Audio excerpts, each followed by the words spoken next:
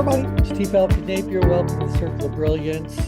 Today, we're going to start a new discussion. We'll see how deep we go in it, but I mentioned on a call a week or two ago about a tool that I discovered that has a map of humanity that I felt was probably the most robust map I've ever been able to find. So I'm going to slide it into the screen and then we can get into our discussion. But this was the diagram for the transactional awareness game. The transactional awareness game was developed by Thomas Oden, O-D-E-N. He was a theologian, wrote a great many books. But somewhere along the line decided to put together this specific game isn't a fair thing to say. It's actually an interactive opportunity for couples or small groups of people to explore dynamics that are happening within their group, their relationship. As a learning experience, as a way to develop, better strategies, etc. So it's something I'd like to really get into with a little bit of detail for you guys. So again, before the call began, I do periodically do a little bit of a search to see if I can find any of these, and there are some of these games currently available on Amazon. So if you find this interesting, go ye and look. All right, so transactional awareness game. So do any of you have any familiarity with the work of Thomas Oden or with this transactional awareness game, or what might have been happening in the mid-1970s? Anybody? No, it's all new. All right, then let me just kind of go back to our core way of operating when we're the circle. Our goal is to find tools that we think offer merit.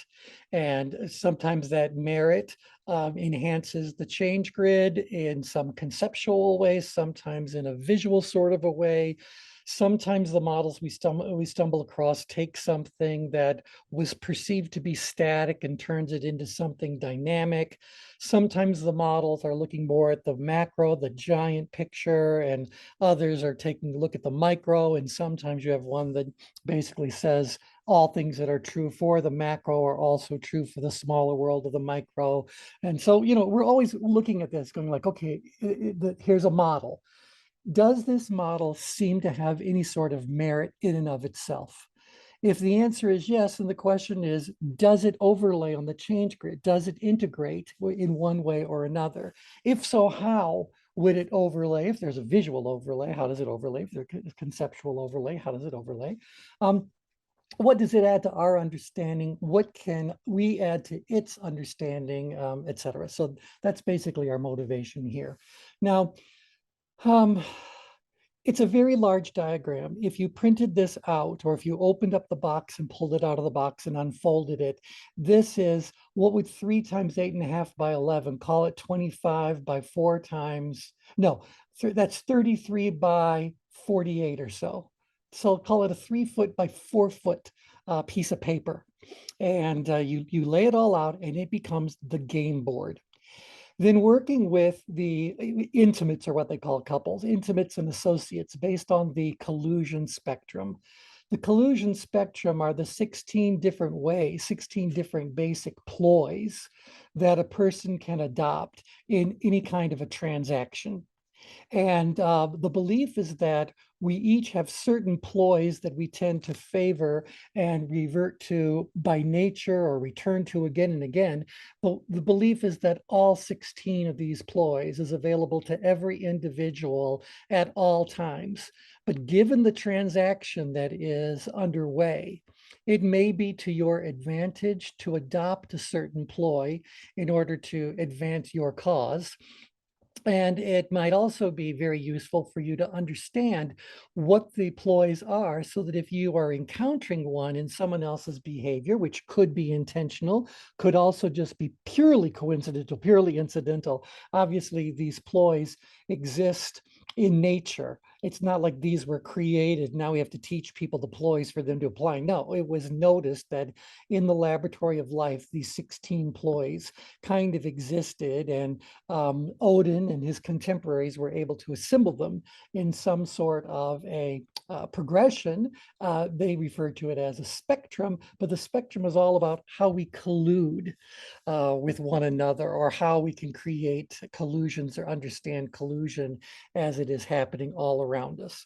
So before I say anything else, is this interesting enough to do a little bit of a dive into, or are you guys kind of going like, eh, No, anybody? it's interesting to me. I wonder if is it affiliated with or did he start the transactional analysis? I actually don't know what his connections were with transactional Are analysis. you familiar with that? Absolutely, fully familiar with it, but I would say to you that if anything, he is someone who is alongside of it as Oh, opposed to okay. really involved in it. Keep in mind that in the world of transactional analysis, the number of roles that you could be pulled into as a starting point is a bit smaller. There's only a handful that Yeah. you could get pulled into. And then, there's all kinds of dynamics come into play. So I believe there's a great opportunity for overlap, but I don't know what his actual involvement would have been with them.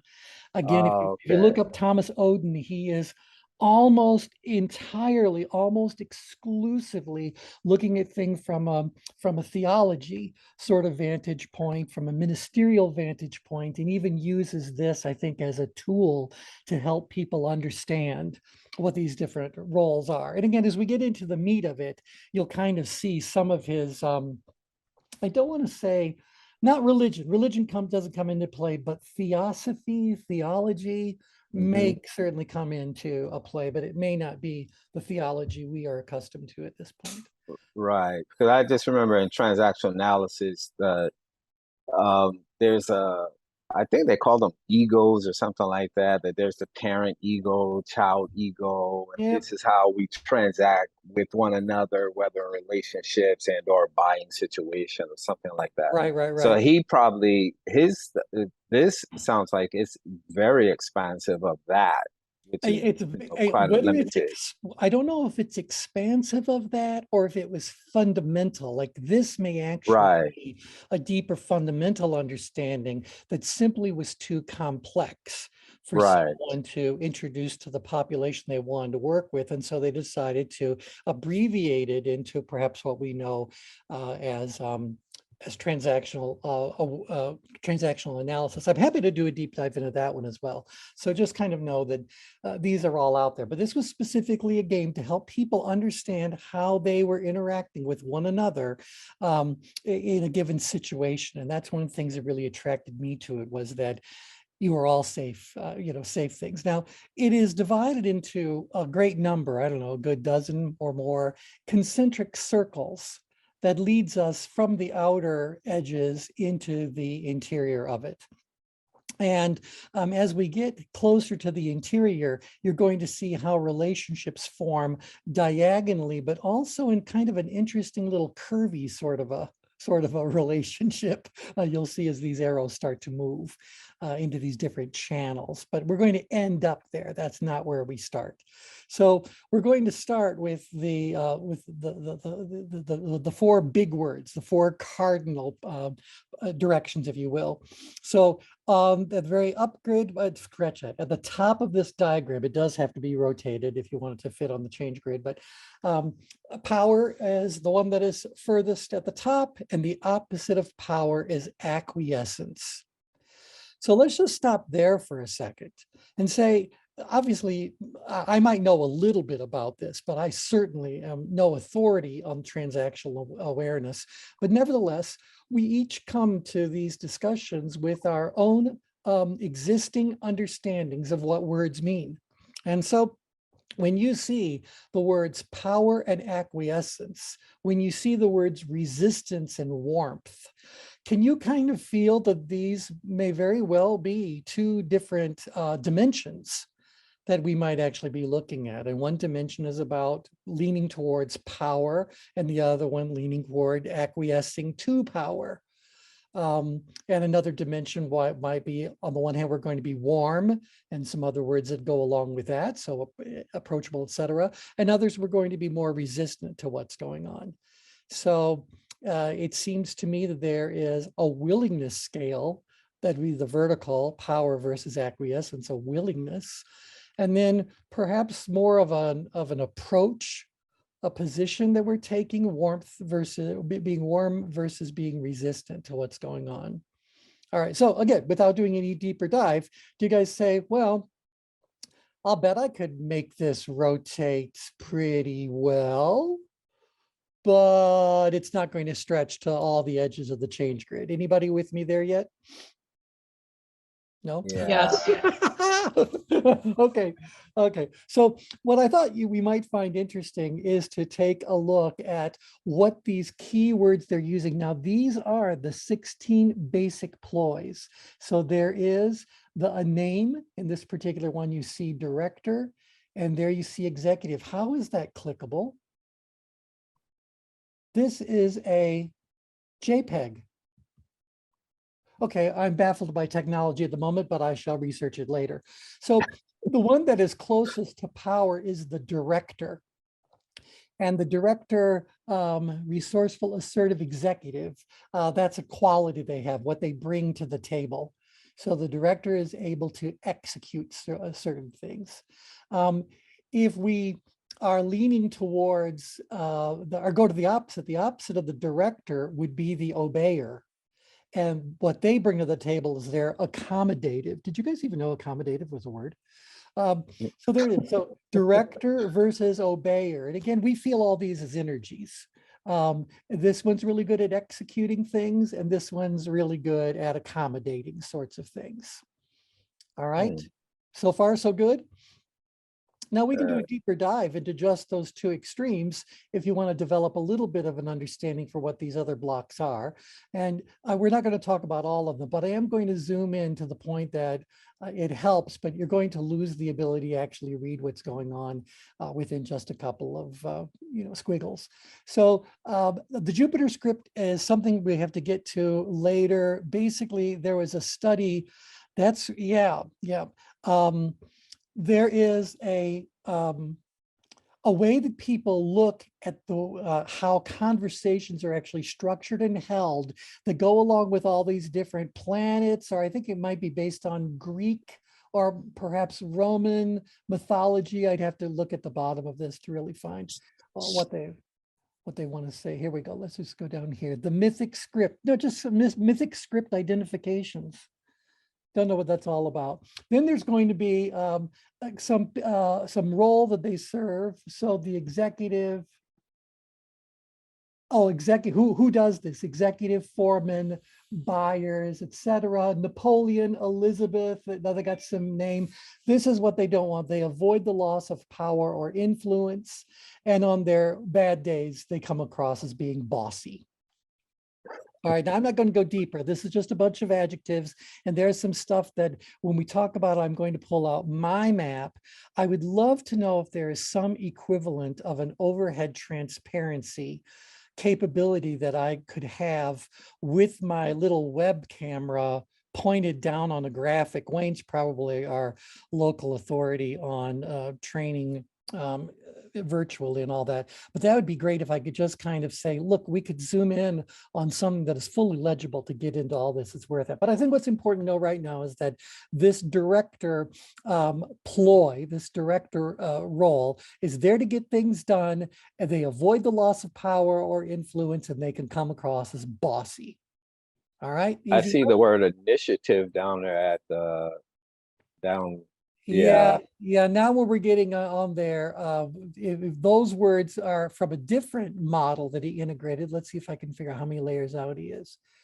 Come the want circle. No, lead when appropriate. I want compliance. So it's 2 below want. The basic norms of interpersonal justice. So isn't that an interesting label to give to the category of words altogether? So these feel more like moral sort of qualities. Initiative is what they're all about. Trustworthiness, generosity, kindness, love, agreeableness, gratitude, loyalty. Can you feel a pattern energetically in what these words are? Kind of noble qualities a human might aspire to have. So initiative. They lead when they're appropriate. I'm decisive, I'm influential, and what I want is for people to just do as I'm telling them to do. So this is channel 5 on influence. Now, if we go to the bottom here for just a second, the opposite would be the obeyer. The obeyer is really good at accommodating what's going on. They become good foot soldiers, typists. I can't read what the rest of these say here, but they avoid risk-taking control, and they can come across as being spineless. But what Wow. they feel they belong, that they bring from a moral or a noble perspective is patience, because their kind of governing self-script is to that to be most effective, they have to tolerate other people's limitations, tolerate limitations. What they're saying to themselves, I'm adjustable and accommodating, I want direction. Okay, is this interesting? Yes. I mean, Sounds like a that's the advice. relationship between the outgrid and in-grid kinds of behaviors Right. almost. And so I think that when we're seeing these outer words, they're not going all the way to the extreme, but No. certainly I think spineless is extremely far in grid. And certainly the more out grid you go, the bossier you become. So that was certainly true. And I get it. You know, people that are out grid, one of the greatest things about them is they take initiative. They're decisive, and you know, they're trying to accomplish things. They're trying to get some things done. Yeah, good for them. But they can't do it alone. They need some people who might be willing to be see, even I see words like obey or whatever, and I think it's at an extreme. But patient, I think that would be okay. To be accommodating, happy to follow some direction. Some of this feels quite workable, perhaps even healthy. And other parts of it says, no, all of these ploys that one could take on have got both a positive side and a negative side to them. All right, In so fact, those top four words there with the power, is that all related to competitor, the individualist, director, and guide? yeah, yep. You're going on either direction. The difference is that some people in their quest for power, or again, because this is a ploy, this is a role you're taking on, which might be taken on so frequently, it becomes part and parcel of who you are.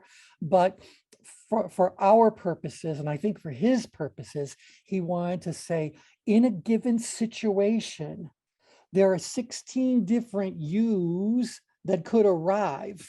Which you are you bringing with you to this discussion? Which you are you going to become more of? Which you might you be graceful enough or flexible enough to be able to move around? So he really does view all of these as being choices that someone is making, or possibilities that are available to everyone. But their comfort with moving into a possibility, or their experience with moving on to a possibility, could range from, you know, a lot to nothing. So yeah, Wayne, I might need to talk to you about how to do that, because this diagram really is so full of very valuable insights, but they're easier to have going around a circle than going kind of across. Can I Yeah, interrupt for a minute? When please was this do. created? Do you know? 1976 is when this was published.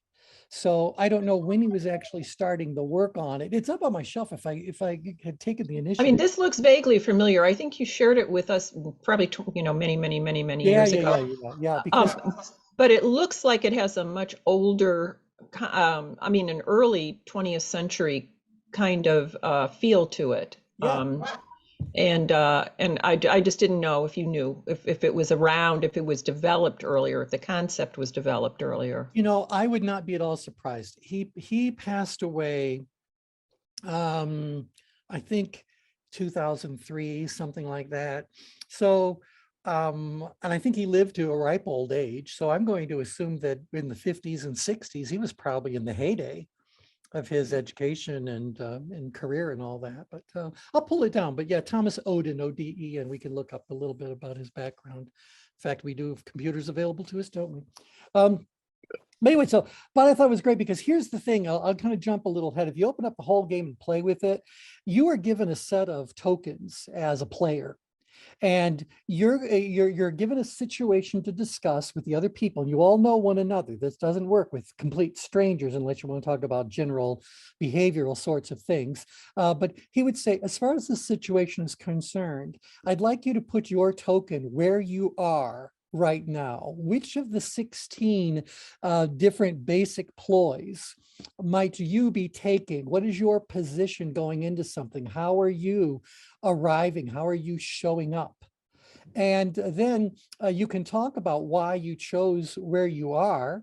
You can then talk about where other people might have seen themselves as being. You could talk about how you perceive other people. There could be a 360 element to it. But then there's the learning element that says you want to look at either side of where you are and see, are you leaning in a particular way? And are you going to come straight across on a continuum? Yeah. So so there was a lot of fun little things you would do, but this was all going to be part of a discussion. And anytime you felt as though people were getting to be a little bit too, it was getting to be a bit too much for you, you could all go over to the free retreat safety zone. And for as long as you choose to remain there, you're not involved in this dynamic, in the discussions, at least. Obviously, if you're part of the team, you're still a role, but you're not going to be pulled into it. So it was very interesting to see what happens when someone moves into the retreat zone. So yeah. There might have been other things like this you guys have played with over time, but let's look at one other pairing, and then I want to draw something that's a bit unusual into your awareness here. So on the warmth versus resistance scale, the warmth the ploy would be to be a friend, affectionate. And on the opposite side, resistance, confronter and aggressive. The confronter on their worst day is going to be viewed as ruthless. And the warm person on their worst day is going to come across as over familiarity. What they live, their essential element. Let's zoom in as best as I can. Sorry, I know it's difficult to read for everyone involved. Love is what they're going into. They offer affection. I'm friendly and affectionate. They want affection. Where this person, the confronter, wants an encounter of some sort. Now think about that for just a second. Those are positioned as being opposite one another. So the one confronter is kind of imposing themselves on another. Criticalness they view as being a virtue of all that. They want that encounter. I'm lively and I'm spirited. So they're not fighting necessarily just to be fighting. They avoid, what is this? Vulnerabilities. Avoids, what was that word? Could be oily? No. Catty? No. Avoids. Cozy. Cozy. Thank you. Vulnerabilities. Thank you. Thank you. Okay, we're all going to have a headache by the time this is done. Avoids cozy vulnerabilities, but they want to have an encounter. But yeah, you get the idea. And over here, they want love, and so they're going to be overly affectionate. Can you see how these two might be drawn to one another in a weird sort of a relationship? Yes. Yeah. Interesting. Yeah, they're polar opposites as far as the spectrum is concerned. And as you guys pointed out, we've got warmth, which would be more of an in-grid quality. And we have the resistance, which honestly would be more of a slightly out-grid quality, a slightly out-grid and down-grid quality. Yes, that's what I was thinking. Yeah. Outgrade, downgrade, yeah. And I'm throwing that out because when we did the overlay of this, it was necessary for us to rotate this, but not in a strict 90-degree sort of way. I think we had to go at 45 degrees so that the person who was furthest out grid was the competitor. They're the opportunist. So we'll have to play with that to be able to get it all to overlay again. But nevertheless, if you look at these opposites, some interesting things can happen. Now, to zoom in a little bit, I want to say, look at the other sides of warmth.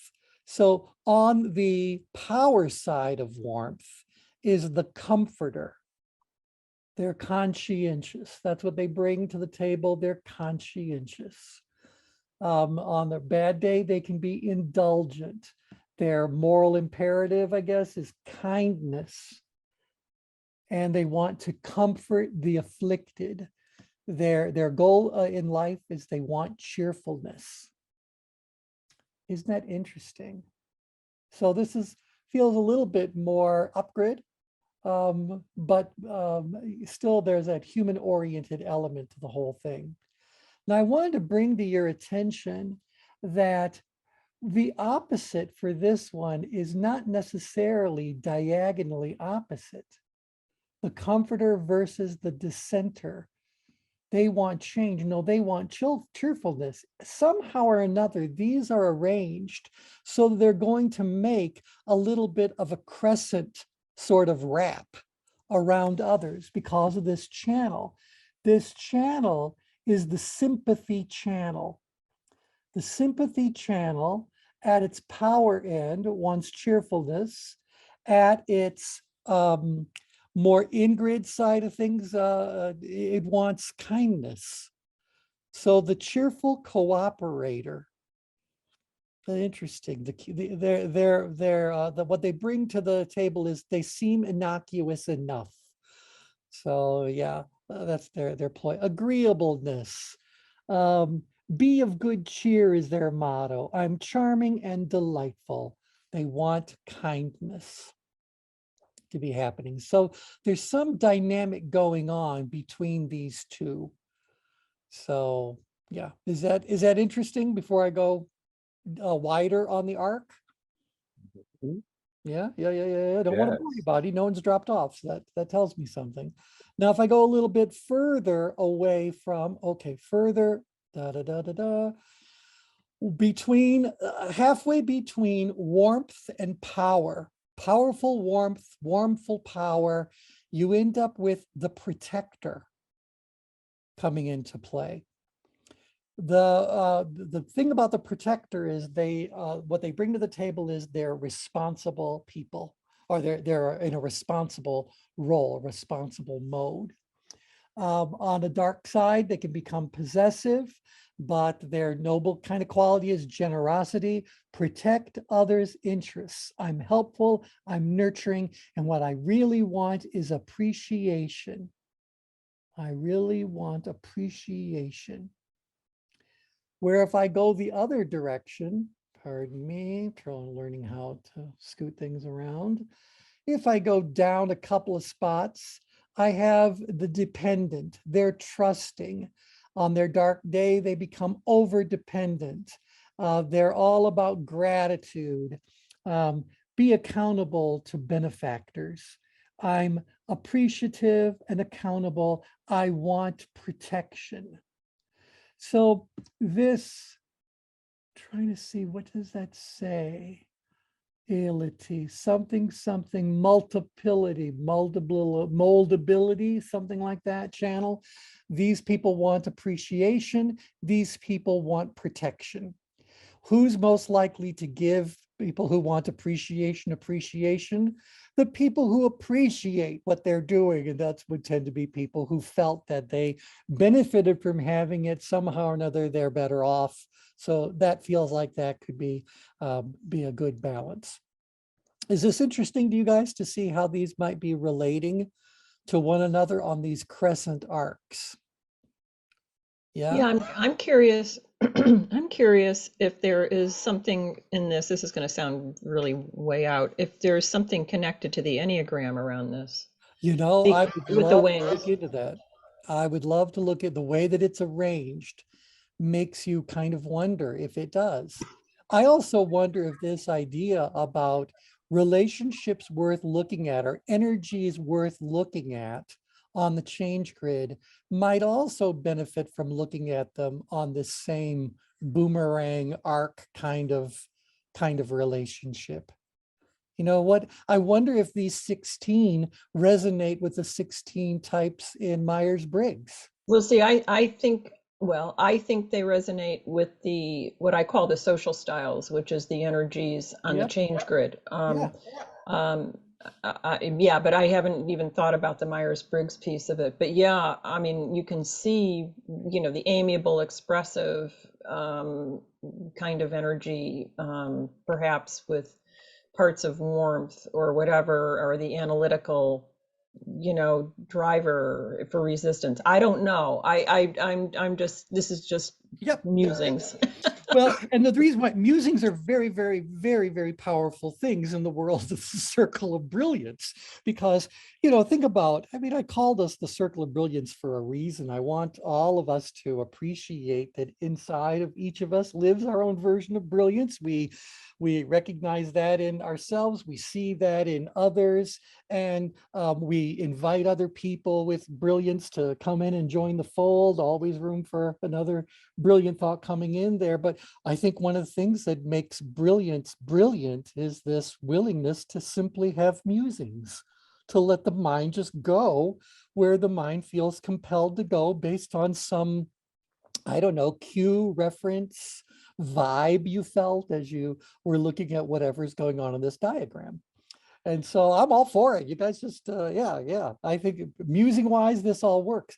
I think that they've arranged this in a very, I want to say, practical kind of way. And just for a moment, I'm sure they are dead and gone, but I need to just acknowledge something about this diagram. You guys do understand that in 1976, while there were printing presses and there were, maybe there were early stage copy machines. There were no computer assisted graphics programs. Somebody sat down with a pen and actually hand drew, hand lettered every single bit of this original.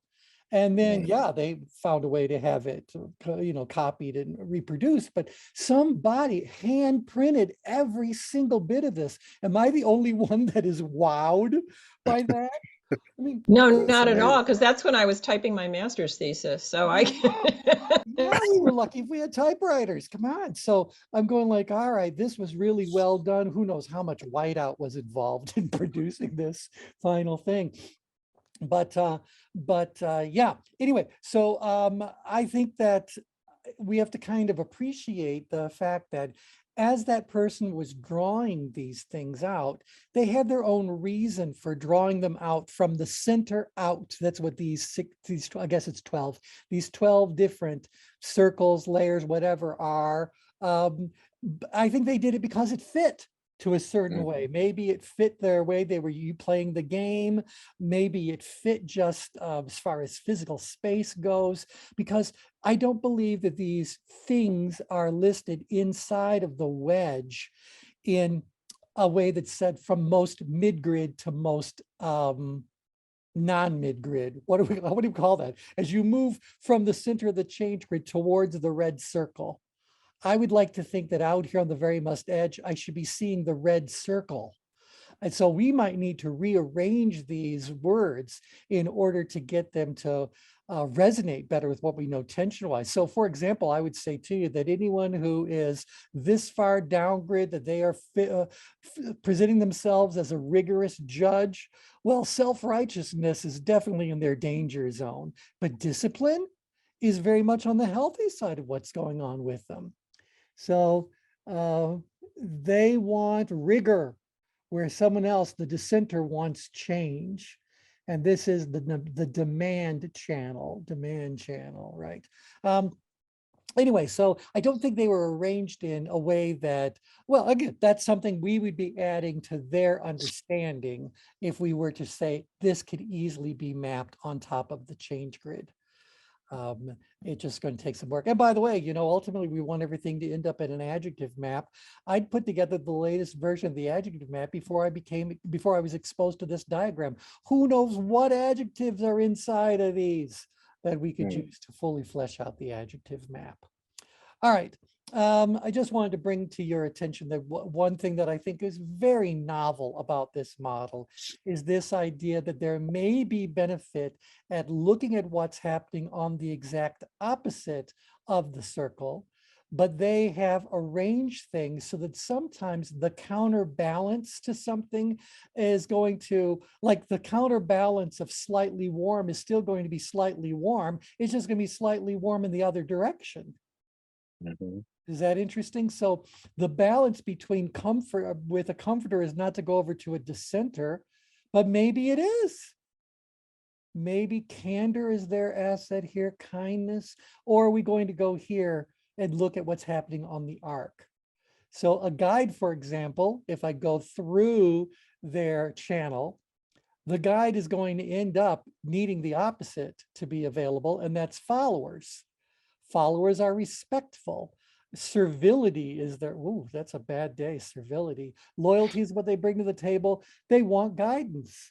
Well, the guide is there to give guidance. They're trustworthy. They got to be careful because on a bad day, they can come across as pretentious. So share your competencies is what they're all about. They want respect. Well, maybe that's what it's all about. These people who want guidance may want it from people who really want respect. The way they get their guidance is by displaying respect. The way they get their respect is by providing good guidance. There is some dynamic that is worth exploring if we look at things on these more, I don't know what to call it, boomerang arc.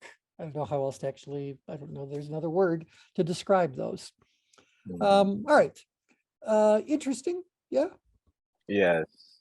All right, so couple more things I'll just throw out there for the thought process, and then we can get into this in greater detail if you guys like on the next call. And again, I'll have the full diagram out, and I'm going to pull the book out. So if we want to be reading any specific details about any of these different circles, we can certainly do that. All right, so now Odin would say to you that of all of the stuff we're looking at, it's in the heart of the diagram that the real work is being done. This is just how we happen to be coming across it. So the question is, what do people want in a particular dynamic, in a particular interrelationship? What is it that they want? And so this is where this circle of wants, or whatever they call it, happens to be there. So there's some energy on the change grid wants compliance. Some want recognition. Some want to win. Some want, what does that say? Rigor. Some want encounter. So wanting compliance up here. Do I want to get that compliance by earning your respect or by doing things that earn your recognition? So how am I going about getting this want fulfilled? If I want protection, how do I get that? By moving in the direction of kindness or moving in the direction of guidance? Do I feel more protected because of seeking out the kindness, or because I'm trying to learn from whatever's going on? Yeah. So this person down here who wants direction, they're saying, hey, I'm moldable. I tolerate limitations. I'm adjustable and accommodating. I want directions. Well, if they move a little bit in the direction of warmth, that instead of wanting direction, they want more guidance. I'm attentive. I'm respectful. I rely on others' actual competencies. And loyalty is what's going to get me that. So don't just be patient and waiting, tolerating limitations. Let's become a little more warm in our way of presenting ourselves, the ploy we're doing, make ourselves open to guidance. Where on the other hand, if I've got more of the opposite of warmth was what they say, not resist. Yeah, resistance. If I'm going to lean towards the resistance side of things, well, now what I want is ego strength. I'm sensitive and unassuming. Modesty is what I've got all about. I'm a humble self-denier. That's what's going on. I want ego strength, where this person wants recognition. So, Do the arrows indicate or imply some kind of natural movement of any sort, or they're just saying, no, these are kind of just the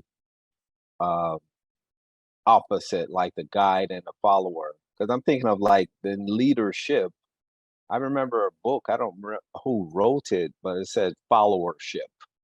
Yeah, Like yeah, what's the point of any kind of leader if you don't have someone to follow, right? So I can see that kind of dynamic happening. Is that what this is the arrows are implying here? well, I think the arrows are implying that we're in the real, again, this is about interactions. So this is transactional awareness. I love the fact that it's transactional because that word alone implies that this is situational. Right, And what this is really just trying to do is make you aware of what your options are, aware of how you're coming across, better understanding how the other person is operating. And so I think that his perspective right, is that all of these have equal value to us. The question is, when are you deploying it or employing it, as the case may be? And is that what's really serving you best? Might you be better off if you leaned a little bit more in a particular direction? Or maybe if you actually looked at what the opposite energy may be to what you have. So I view this as being really just like a change grid. This is a tool of discussion, of awareness, but I kind of view this center part where the arrows are as being the actual playing field. So ah, this is okay, background information on each of the players. So what is their role on the field? But this is where the interactions are actually happening. And those interesting. interactions can be about fight. The opposite of fight is intimacy. So that's what's going on. Channel 1 versus channel 9, fight versus intimacy. This right here is about the demand channel. Some want rigor, some want change. This is the win and lose channel. Some want to win, some want distance. This is the assertion channel, my frozen. Assertive or assertion factor, influence channel, guidance channel, multiplicity, multality, muncher, mookie, don't know what that word says.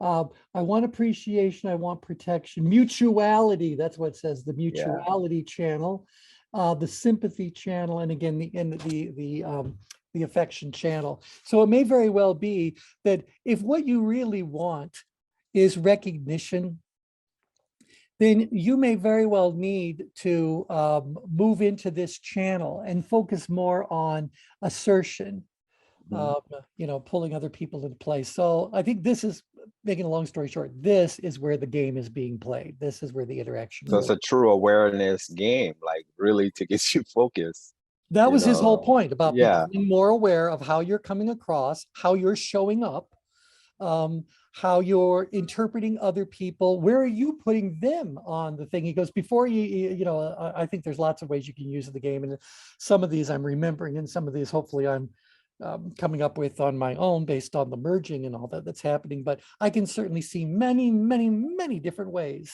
of using this if I am, any version of a human development professional.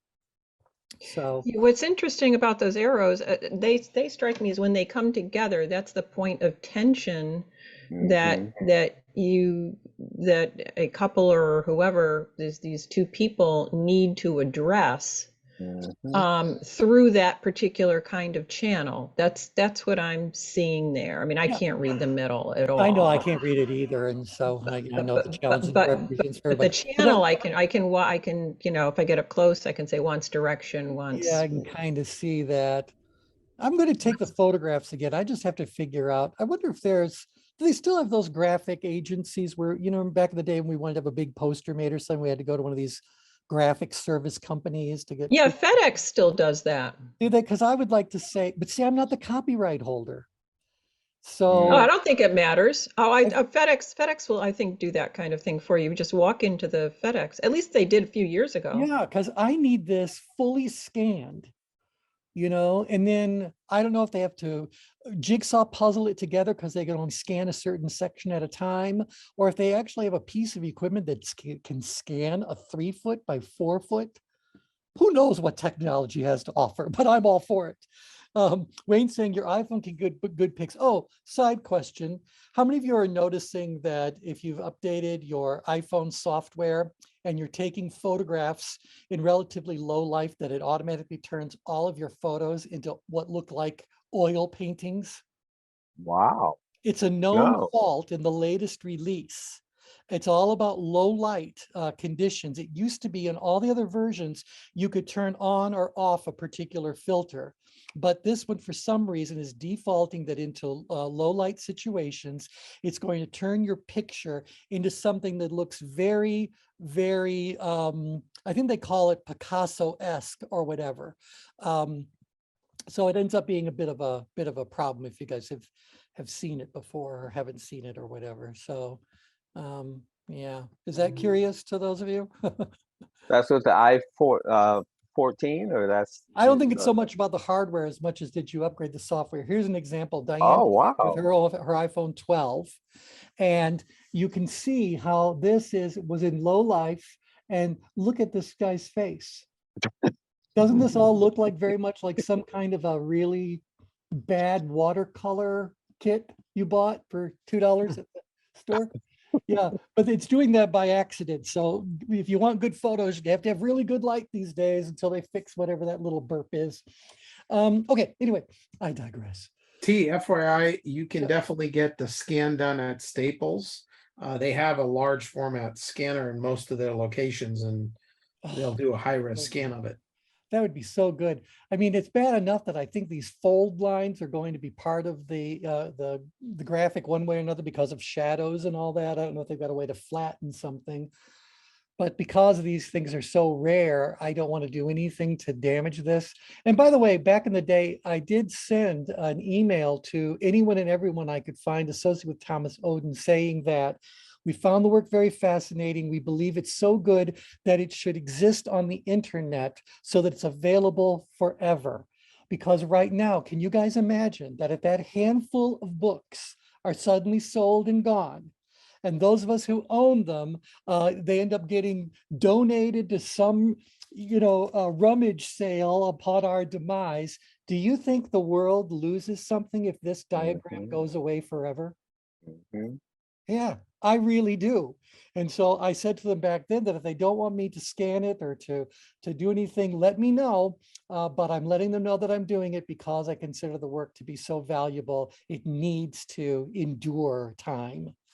And, until we decide to blow up our planet, we can at least get to stuff electronically. After that, I don't think we're going to be worried about Thomas Oden's collusion spectrum. Okay, so let's see, how are we doing? We still got about 10 minutes or so. So I do believe there's a lot of interesting things to look at in the center of the change, in the center of the thing. The question is this also the center of the change grid?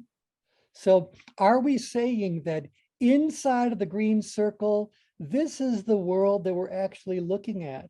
And there can be still 16 energies that are each part of each of us that are coming in that each want the same things. We all want the same things, but what do we favor? What do we tend to weigh? What's out of balance for us?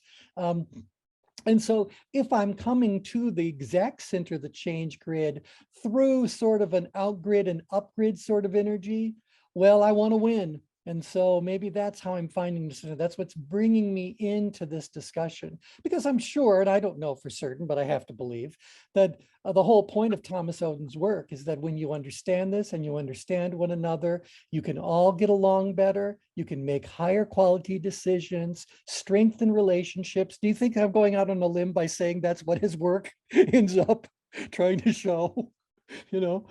So, no, I don't think so. I just don't think it's the center of the change grid for some reason. It's just my gut telling me that. Yeah. Well, and I think it goes back to this idea about it's about transactions. So are there areas on the change grid where transaction situations that we would label as a transaction do not occur? Are there areas on the change grid that are beyond the transaction? I don't know. Where do transactions occur? I would say that I believe the amiable energy has transactions or interactions.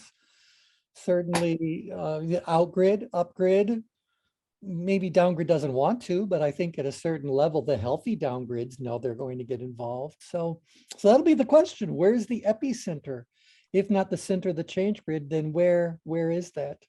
So if life is lived inside that green circle, right, how would this account for the other kind of aspects associated with the situation, like the size, the importance, and that kind of thing?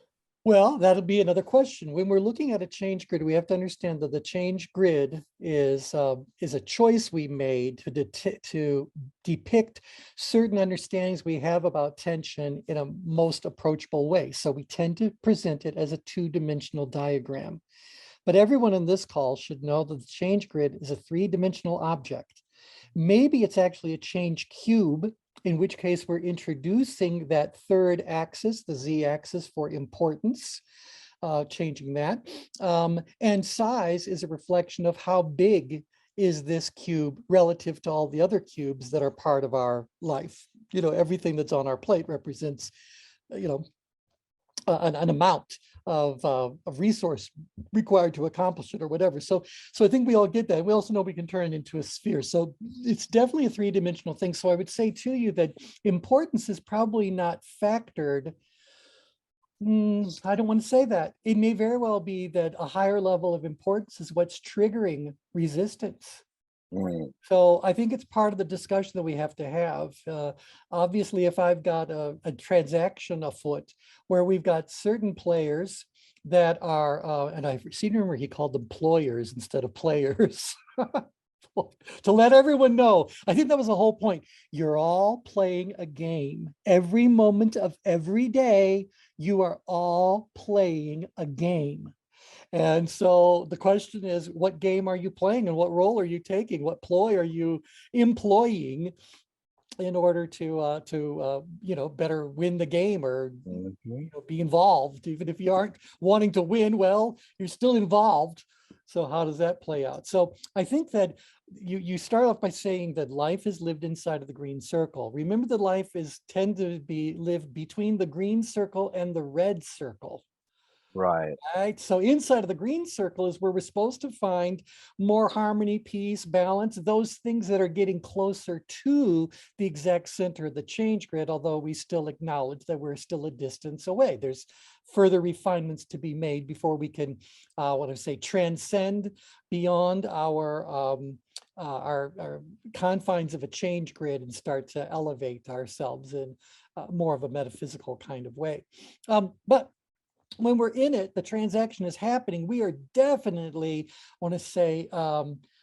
associated as opposed to dissociated. We are associated with whatever is going on. We are involved in the transaction. We cannot practice the art of caring detachment and be a player and do both nonstop, full-time, same time. You're right. You know what I mean? I mean, yeah, I can always dissociate for a moment, but I'm still associated in the event. I'm still getting pulled into it.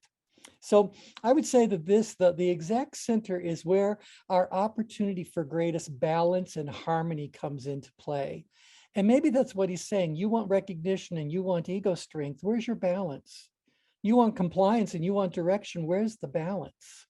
And in that balance, we open up a greater world to ourselves, because if a company thinks that these represent different people, actual people in their company, as opposed to the ploy, as in employment, that someone is adopting at any particular period of time, I think they're missing out on a whole lot of understanding and opportunity, etc.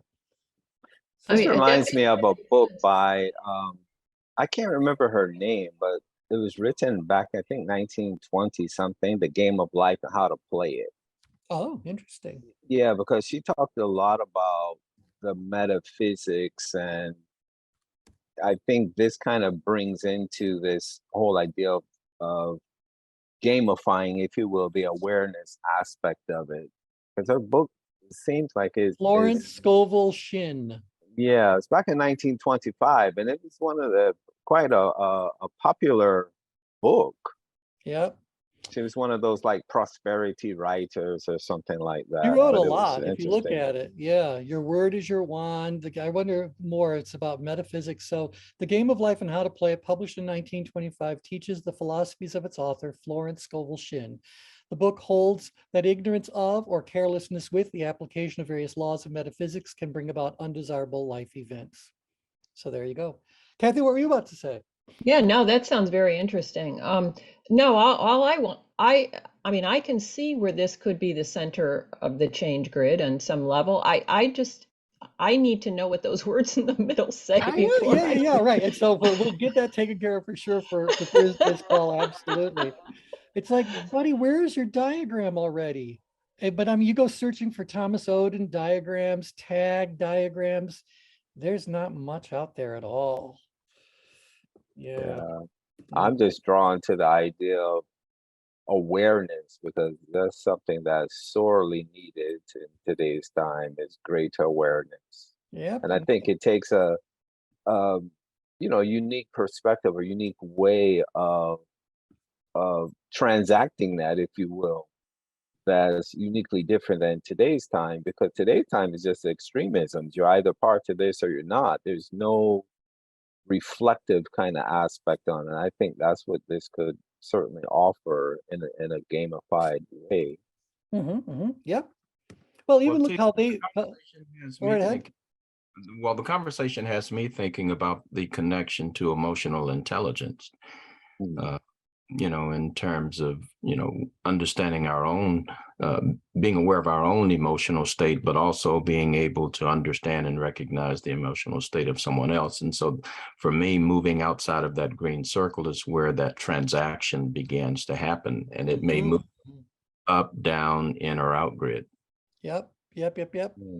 Well, we're going to figure it out. We're going to take a look at that, because I think if we can get this to overlay, these things that people want, all these concentric circles are going to add to our understanding, and we're going to be able to flesh this out in even greater detail. But I think this one is worth it. In fact, I would say that at least at glance, it has the opportunity to be one of the greatest contributors to the merging of brilliance anywhere. Yeah. Wow. Transactional awareness for people who manage, Dr. Michael Viore, in 1977, so a few years after. Interesting. Okay. Yeah, I wonder what he's talking about there. Yeah, anyway, feel free to do a little Google search on Thomas Oden as well and see what there is to learn about him. But He was born in 1931, died in 2016, and he was a Methodist theologian. Interesting. Wow. All right, well, Methodists are called Methodists because methods are involved.